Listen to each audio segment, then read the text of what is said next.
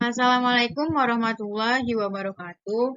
Perkenalkan kami dari kelompok 4A Perekonomian Indonesia akan mempresentasikan hasil diskusi kami dengan judul Bangkit dan Optimis, Sinergi dan Inovasi untuk Pemulihan Ekonomi. Dengan dosen pengampu yaitu Ibu Dr. Sri Endang Fornita, SE MSI. Kemudian sini kami akan membahas 5 pokok bahasan. Yang pertama yaitu pemulihan sektor-sektor prioritas secara cepat. Kemudian yang kedua, kebijakan fiskal pemerintah dengan stimulus moneter dan makroprudensial dari Bank Indonesia untuk mendorong permintaan, khususnya dalam jangka pendek. Kemudian yang ketiga yaitu peningkatan dan kemudahan pembiayaan dari sektor keuangan kepada dunia usaha. Kemudian yang keempat, akselerasi digitalisasi serta inklusi ekonomi dan keuangan nasional. Kemudian yang terakhir, pengembangan ekonomi dan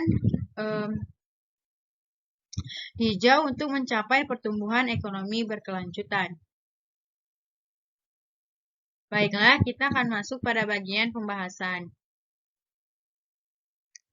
Pembahasan untuk materi yang pertama yaitu pemulihan sektor-sektor prioritas secara cepat.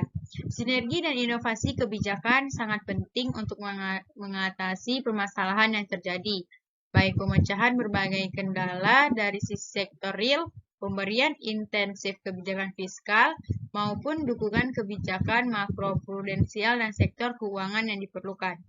Proses ini dilakukan melalui 3 tahapan. Yang pertama yaitu pemetaan sektor-sektor prioritas yang mampu berdaya tahan, mendorong pertumbuhan, serta penopang pemulihan ekonomi.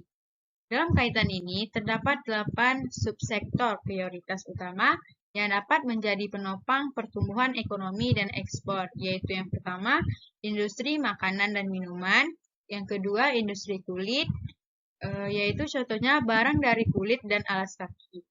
Kemudian yang ketiga, industri tekstil dan pakaian jadi. Yang keempat, industri kimia, farmasi, dan obat tradisional. Yang kelima, industri kertas dan barang dari kertas. Yang keenam, industri logam dasar. Yang ketujuh, industri alat angkutan. Serta yang terakhir, industri karet, barang dari karet, dan plastik.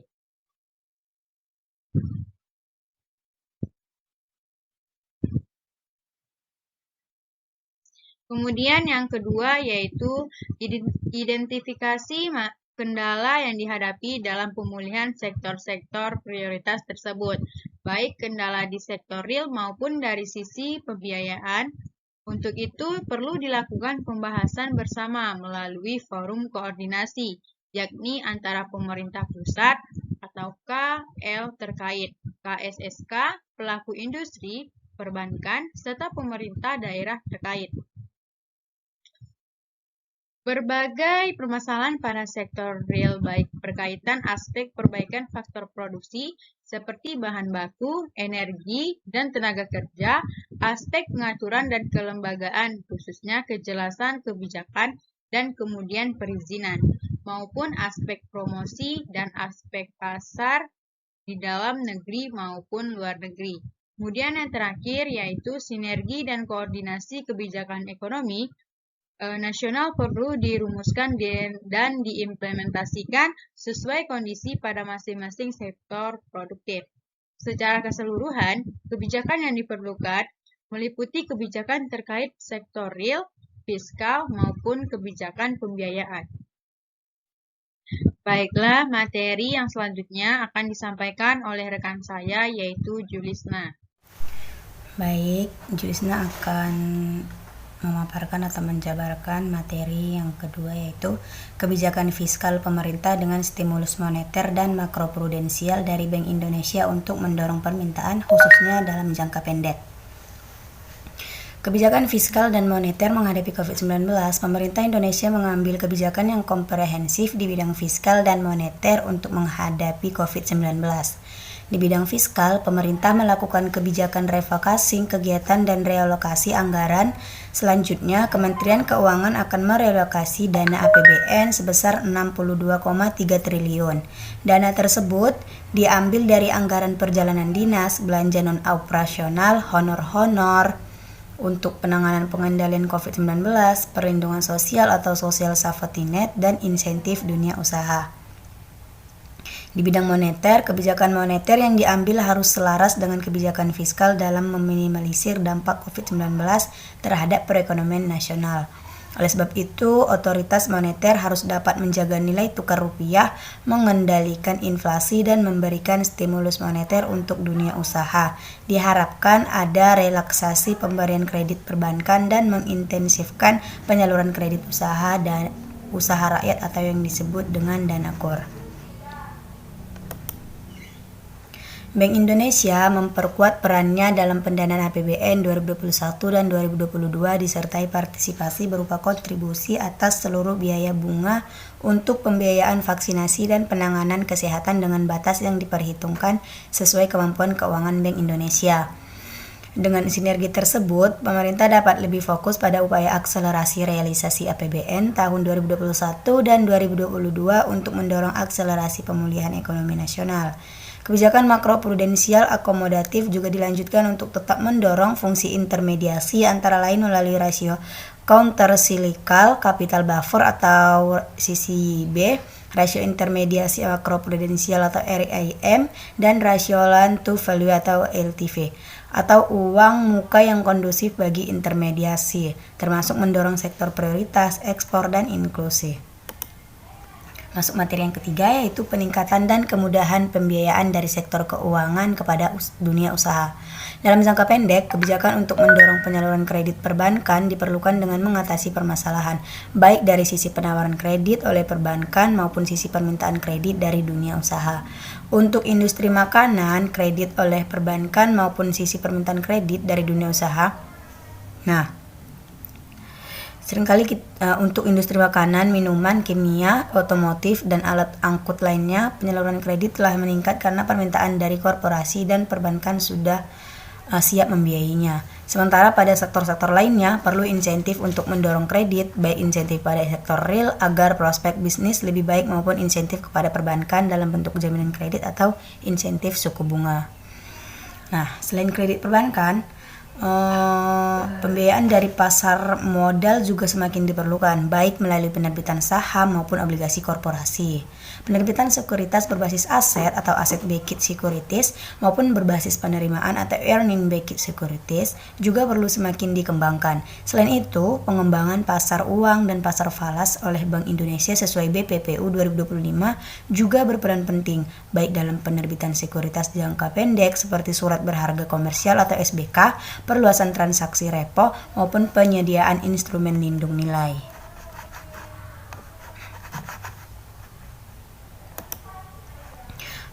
Dari hasil survei dari beberapa lembaga seperti BPS, Bappenas, dan World Bank menunjukkan bahwa pandemi ini menyebabkan banyak UMKM kesulitan melunasi pinjaman serta membayar tagihan listrik, gas, dan gaji karyawan.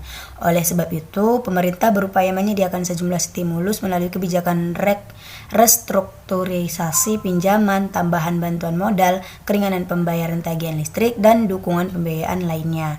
Pemerintah telah menyediakan insentif dukungan bagi UMKM melalui program pemulihan ekonomi nasional atau PIN di tahun 2020 dan dilanjutkan di tahun 2021. Realisasi PIN untuk mendukung UMKM sebesar 112,84 triliun telah dinikmati oleh lebih dari 30 juta UMKM pada tahun 2020. Sementara untuk tahun 2021, pemerintah juga telah menganggarkan PIN untuk mendukung UMKM dengan dana sebesar 121,90 triliun untuk menjaga kelanjutan momentum pemulihan ekonomi.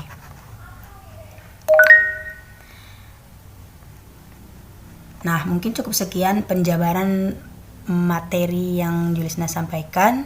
Julisna kembalikan kepada moderator. Terima kasih kepada moderator yang telah memberikan saya kesempatan untuk menyampaikan materi.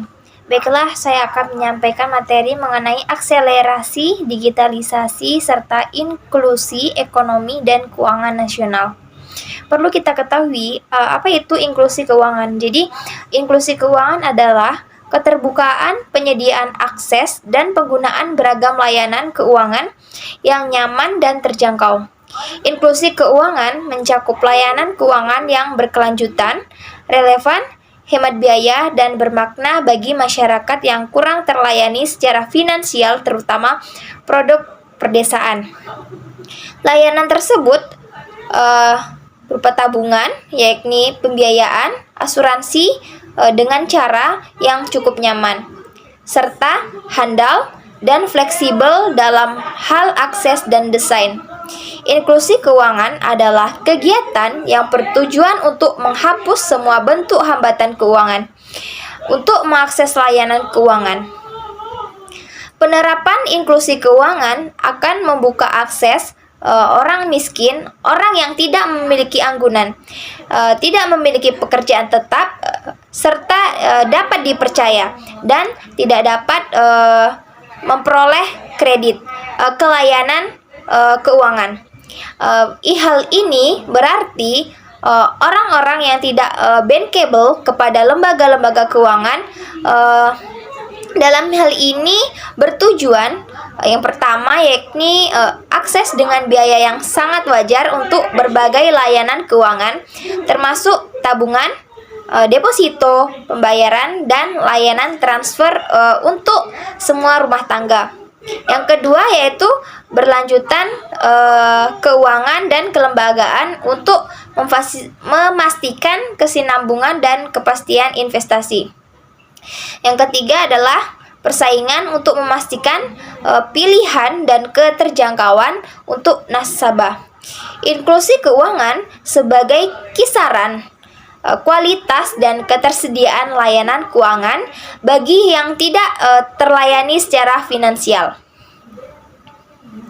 Akses layanan yang nyaman serta terjangkau yang tidak memadai bagi kelompok yang kurang beruntung di rentan lainnya, termasuk penduduk berpenghasilan rendah yang berada di pedesaan dan tidak berdokumen, yang tidak terlayani atau dikeluarkan dari formal sektor keuangan.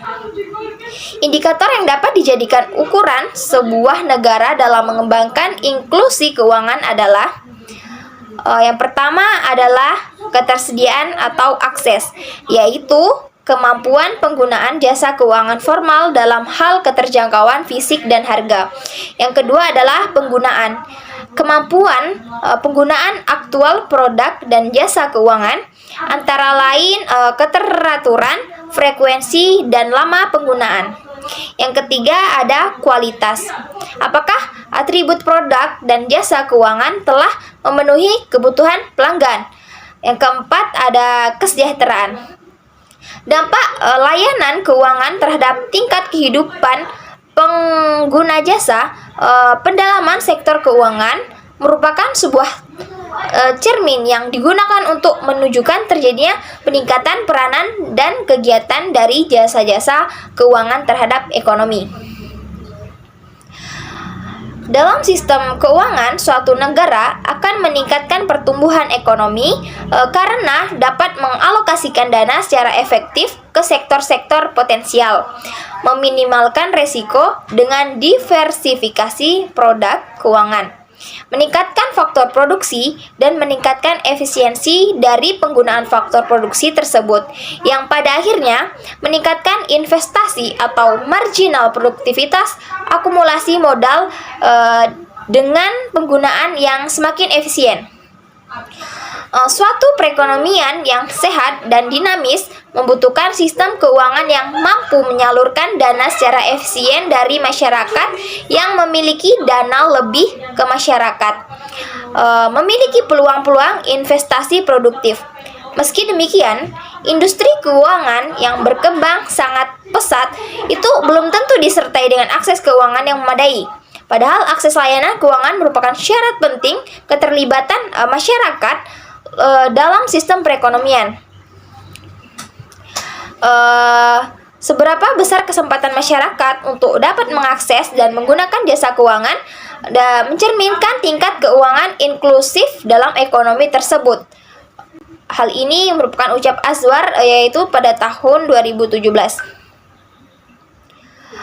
Untuk mendorong inklusi ekonomi dan keuangan nasional, Gernas BBI dan BWI telah meningkatkan peran UMKM dalam perekonomian, antara lain untuk meningkatkan transaksi UMKM melalui program belanja produk-produk UMKM dan perluasan penggunaan QRIS UMKM.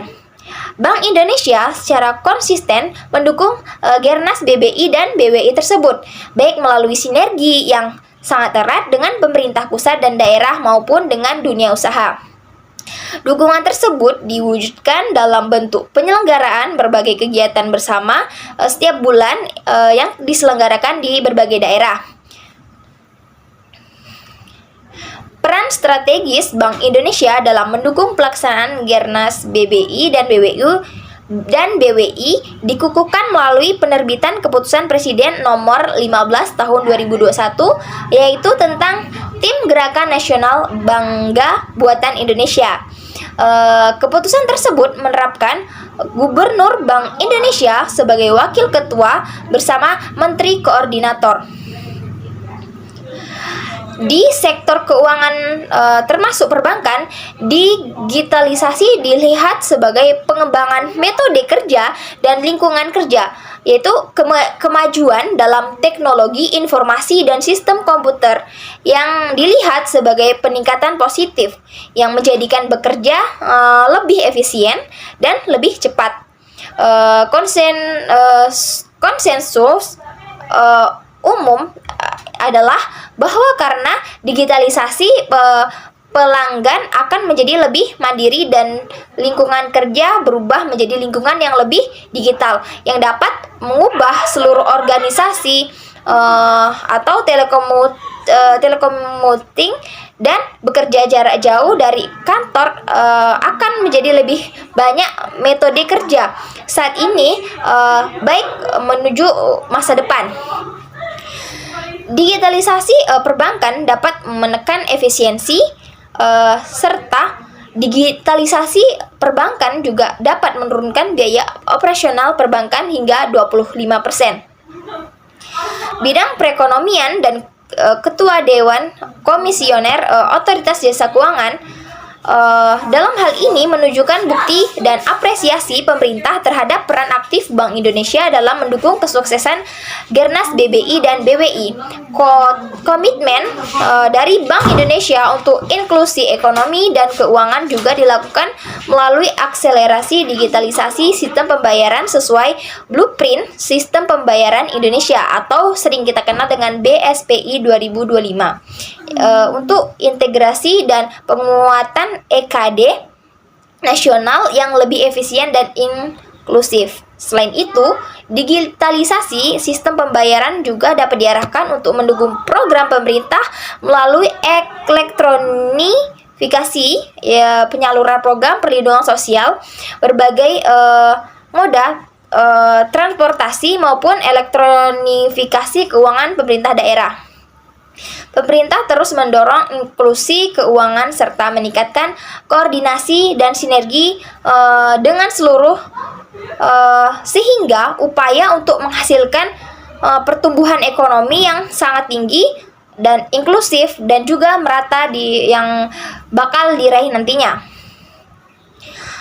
Akselerasi ekonomi digital menjadi salah satu strategi yang utama dalam ekonomi untuk percepatan pemulihan ekonomi nasional pasca pandemi COVID-19 ini. Dan ini juga menjadi tema sentral G20 yaitu transformasi ekonomi di bidang digital. Pengembangan ekonomi digital ini memanfaatkan pergeseran perilaku masyarakat di berbagai sektor, termasuk di sektor keuangan yang telah memberikan kemudahan bagi masyarakat dalam melakukan transaksi keuangan yaitu secara cepat dan efisien, sehingga mempercepat perputaran uang. Hal ini menjadi momentum untuk percepatan digitalisasi keuangan yang berpotensi mendorong akselerasi inklusi keuangan.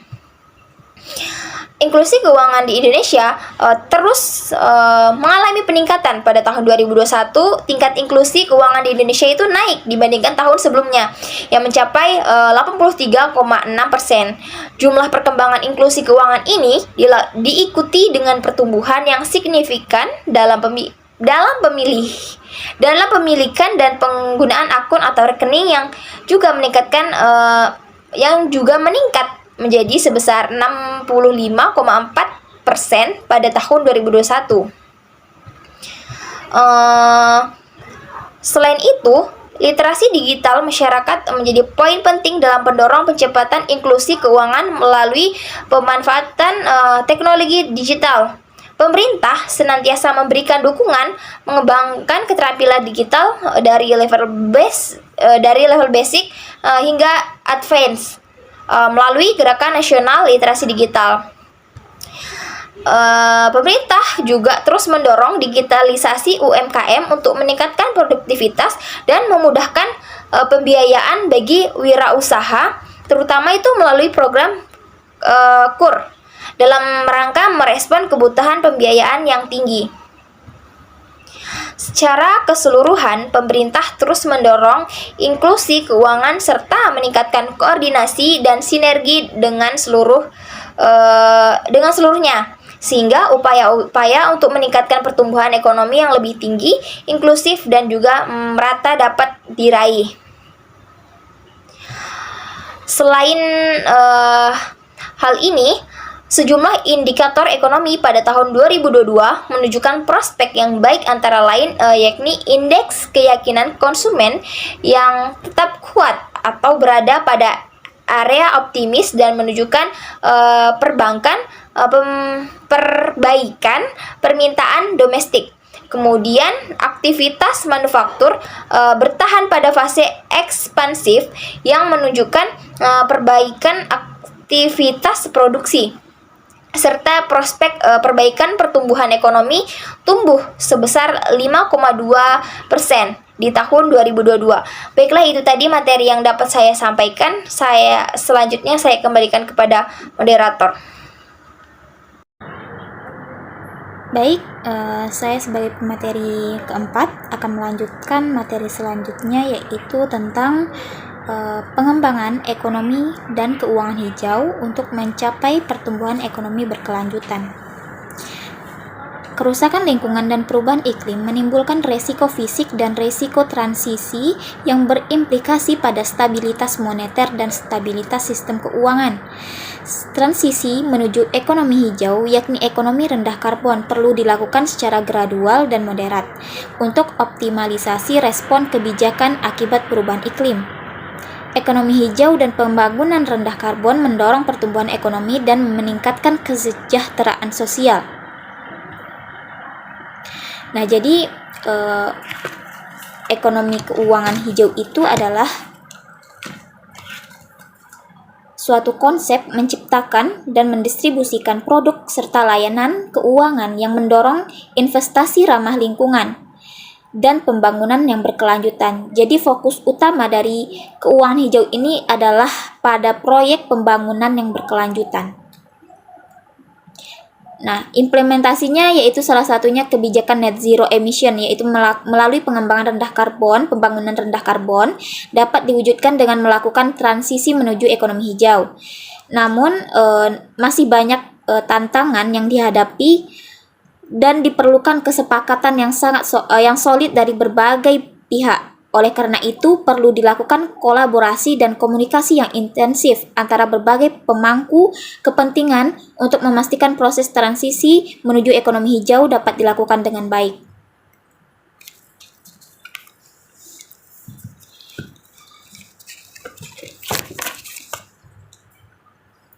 Nah, mengapa keuangan hijau perlu melibatkan banyak pihak? Nah, karena dalam keuangan hijau itu sendiri perlu kita membangun suatu ekosistem keuangan hijau. Nah, di mana suatu ekosistem itu tentu perlu melibatkan berbagai banyak unsur. Begitu juga dengan ekosistem keuangan hijau.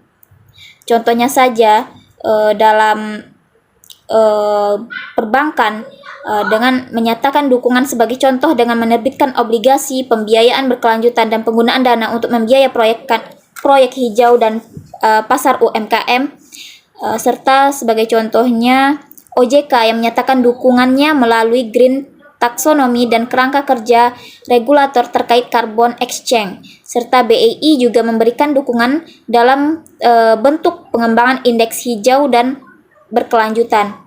Serta di sini ada upaya pemerintah Indonesia untuk membangun fondasi penerapan ekonomi hijau yang didukung oleh beberapa kebijakan strategis. Komitmen ini didukung oleh alokasi anggaran melalui skema APBN dan non-APBN dalam pembiayaan program ekonomi hijau.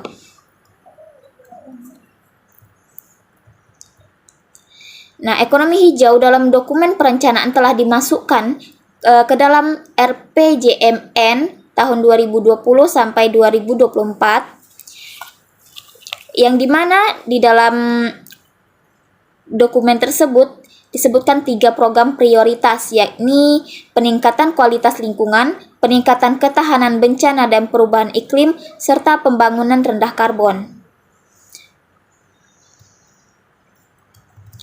Baiklah, dari pemaparan dari materi-materi sebelumnya dapat kita simpulkan bahwa sinergi dan inovasi kebijakan sangat penting untuk mengatasi permasalahan yang terjadi, baik pemecahan berbagai kendala dari sisi sektor real, pemberian insentif kebijakan fiskal, maupun dukungan kebijakan makroprudensial dan sektor keuangan yang diperlukan. Sinergi kebijakan untuk akselerasi vaksinasi dan penanganan COVID-19 dengan pembukaan sektor-sektor ekonomi prioritas sangat diperlukan sebagai kebijakan prasyarat untuk mendorong berlanjutnya proses pemulihan ekonomi nasional. Prasyarat tersebut perlu ditunjang oleh 5 respon kebijakan, yakninya akselerasi transformasi sektor real, yang kedua sinergi stimulus moneter dan kebijakan makroprudensial dengan kebijakan fiskal, yang ketiga akselerasi transformasi sektor keuangan, yang keempat digitalisasi ekonomi keuangan, serta yang terakhir ekonomi keuangan hijau. Baiklah, sekian dari pemaparan materi dari saya kembalikan kepada moderator. Demikianlah presentasi dan materi yang dapat kami sampaikan. Mohon maaf jika ada kesalahan. Atas perhatiannya kami ucapkan terima kasih. Wassalamualaikum warahmatullahi wabarakatuh.